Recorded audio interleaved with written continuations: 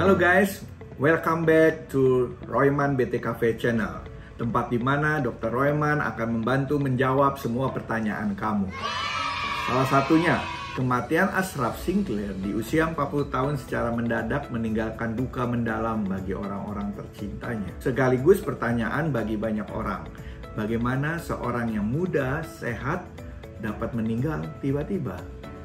Jawabannya, karena itu, hari ini kita akan membahas bersama mengenai bagaimana sih orang muda bisa mati mendadak.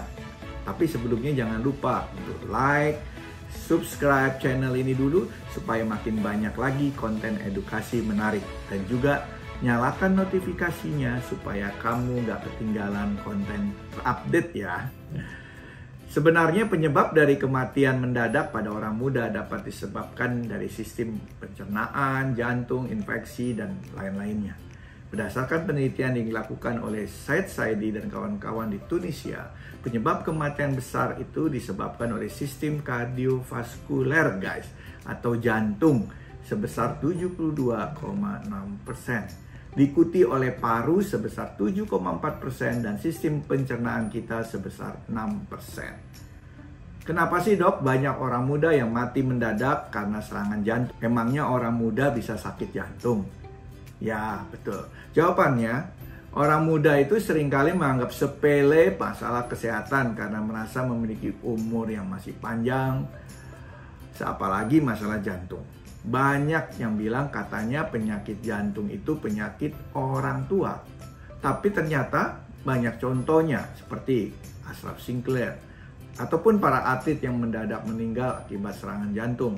Ada atlet bola, ada atlet lari, atlet-atlet yang lain. Nah, hal ini dapat disebabkan karena beberapa kondisi jantung. Salah satunya ini guys, banyak hipertrofi kardiomiopati, HCM, Brugada sindrom, dan emboli paru. Wah, memang ya, penyakit apa itu ya? Nah, begini, saya akan jelaskan secara ringkas dan awam saja guys, karena kalau medis mungkin membingungkan. Kita bahas satu persatu. Pertama, hipertrofi kardiomiopati. Kondisi ini diwariskan sejak genetik, ya sejak kecil ya, bayi. Pada orang-orang dengan HCM, otot jantung mereka akan lebih tebal daripada otot yang normal. Penebalan otot jantung yang terjadi dapat mengganggu sistem kelistrikan jantung yang dapat mengakibatkan detak jantung yang cepat dan tidak beraturan atau disebut dengan aritmi, yang akhirnya menyebabkan kematian mendadak pada orang muda. Kedua, Brugada sindrom mirip dengan HCM. Brugada sindrom juga merupakan kondisi genetik yang bisa menyebabkan gangguan irama jantung atau aritmi yang akhirnya menyebabkan kematian mendadak. Brugada sindrom terjadi akibat adanya mutasi gen kanal sodium atau SCN5A. Mutasi pada SCN5A menyumbang sekitar 15-30% kasus Brugada. Sekitar 3-5 per 10.000 orang memiliki sindrom Brugada. Dan kondisi ini lebih sering terjadi pada laki-laki dibandingkan dengan perempuan. Rata-rata umur pasien mengalami gejala Brugada sindrom adalah 41 tahun. Berdasarkan statistik, Brugada sindrom menyumbang 4% dari penyebab kematian mendadak akibat serangan jantung. Meskipun penyakit ini jarang ditemukan, namun penyakit ini dapat berakibat fatal guys. Yang ketiga, emboli paru yang pernah saya bahas di episode yang sebelumnya. Berbeda dengan HCM atau sindrom Brugada, emboli paru bukanlah suatu penyakit genetik. Emboli paru terjadi akibat adanya trombus yang lepas menghalangi aliran darah pada paru sehingga dapat menimbulkan kematian dengan cepat. Untuk lebih lengkapnya, saya sudah sebut tadi ya, ada di video saya sebelumnya.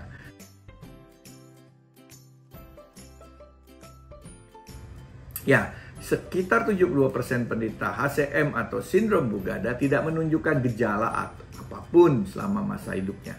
Namun sebagian pasien juga dapat mengalami gejala serangan jantung. Gejala tersebut meliputi jantung berdebar-debar atau palpitasi, pusing, keringat dingin, demam sebelum terjadi aritmi. Sehingga pingsan atau jatuh mendadak itu juga salah satu masalahnya karena aritmi. Beberapa pasien juga dapat mengalami kematian mendadak ketika tidur Hal ini disebabkan karena adanya peningkatan tonus vagal ketika seorang tidur sehingga mengakibatkan serangan jantung dan kematian mendadak. Apakah ada pemeriksaan yang harus kita lakukan untuk mengecek berbagai penyakit itu? Ya pasti ada guys, tetapi memang kita harus datang ke dokter ahlinya. Ya, masih ada berbagai perdebatan karenanya. Ya, karena ilmu kedokteran itu tidak ilmu pasti. Jadi komite medis harus menentukan siapa saja yang harus dilakukan pemeriksaan atau pemeriksaan awal apa. Seperti di Italia, melakukan screening pada anak muda dengan EKG untuk merekam aktivitas saraf listrik jantung. Sayangnya pemeriksaan ini masih bisa menyebabkan hasil yang positif palsu pada pasien lain dengan adanya riwayat penyakit kematian dini. Akibat penyakit jantung dalam keluarga dapat melakukan screening lebih lanjut berdasarkan kondisi yang dialami. Ya. Nah, contohnya ya ini ya kita tadi sebut tadi ya kan, kalau dia punya faktor risiko ya keluarga atau punya penyakit jantung koroner atau diabetes, hipertensi, kolesterol tinggi, ya pola hidup yang tidak sehat, ya merokok, minum alkohol, kurang tidur itu juga harus hati-hati pada usia muda bisa terjadi. Ya, nah sekarang kita ngomong apakah bisa dicegah? Ya, sudah pasti bisa, karena mencegah lebih baik daripada mengobati. Tetapi bukan berarti bisa 100% sembuh, karena kalau sudah didiagnosis, kadang-kadang kita hanya bisa mengontrol atau mencegah terjadinya komplikasi yang fatal seperti tadi, meninggal mendadak atau terjadinya serangan jantung.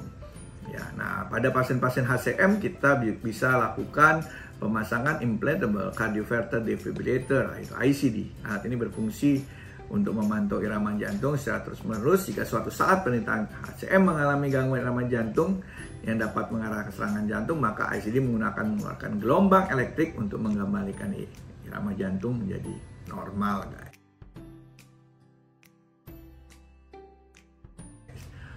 Nah, apalagi nih mencegah? Ini tadi kalau mengenai HCM ya memang kita lakukan pemeriksaan seperti echo dan kita bisa cek kalau memang dia ada kelainan-kelainan yang bisa kita lakukan tindakan operasi ya, atau tindakan-tindakan yang jangan melakukan olahraga yang berat contohnya. Yang ringan-ringan saja guys, seperti aerobik, berenang yang normal, sepeda yang normal. Jangan dipaksa seperti seorang atlet ya berkompetisi begitu, tidak.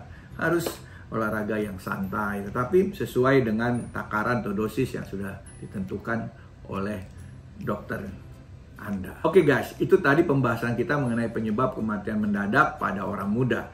Kalau kalian masih punya pertanyaan atau topik-topik lain yang ingin dibahas, silakan tulis di kolom komentar ya. Salam sehat, ingat ya, tetap prokes, pakai masker, jaga jarak, cuci tangan, dan vaksinasi. Sekarang ada program booster guys. Apa itu booster? Apa itu vaksinasinya? Lihat di konten saya yang lain. Salam sehat, sampai jumpa.